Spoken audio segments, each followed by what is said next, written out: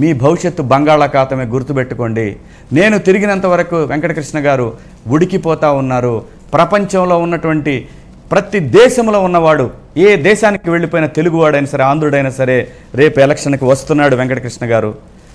నాకు తెలిసి కొన్ని లక్షల మంది రేపు ఎలక్షన్లో ఆంధ్రప్రదేశ్ నుంచి బయటకు వెళ్ళిన వాళ్ళు వచ్చి ఓటు వేయబోతా ఉన్నారు వెంకటకృష్ణ గారు. ఒక ఉద్యమంలాగా ఈ ఎలక్షన్లో ఓటింగ్ జరగబోతా ఉంది, గుర్తుపెట్టుకోండి.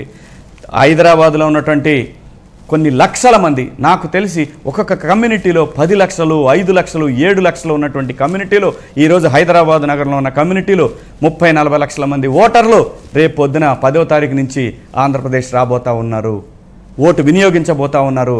ఎక్కడైతే అక్రమాలు జరుగుతాయో ఎదురు తిరిగి తరిమి కొట్టేటటువంటి పరిస్థితి రానున్న వారం రోజుల్లో మీరు చూస్తారు.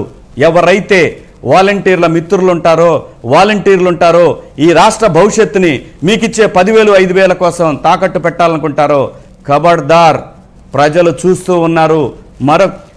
ఈ ఎలక్షన్లో ఏ విషయంలోనైనా తేడా పడిందంటే మాత్రం ఆంధ్రప్రదేశ్లో తీవ్రమైన పరిస్థితులు మనందరం చూస్తాము. అంత కసితో ఉన్నారు ప్రజలు. మీరు ఏం చేయాల్సిన అవసరం లేదు. ఇక్కడ నా పాయింట్ ఏంటంటే శివాజీ గారు, ఈసారి గనక మార్పు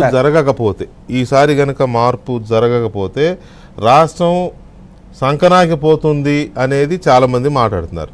ఇది గ్రౌండ్ లెవెల్లో లేకపోతే ఒక కామన్ ఓటర్ స్థాయిలో కూడా ఈ చర్చ జరుగుతోందా అనేది ఒక పాయింట్.